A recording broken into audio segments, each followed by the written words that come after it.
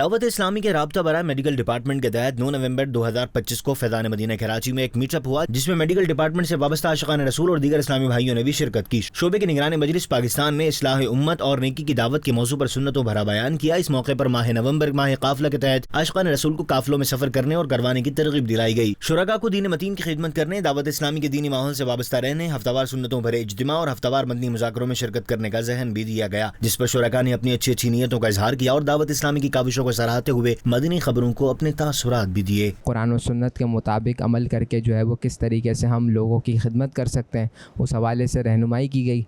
तो बहुत सारी तरबियत हुई।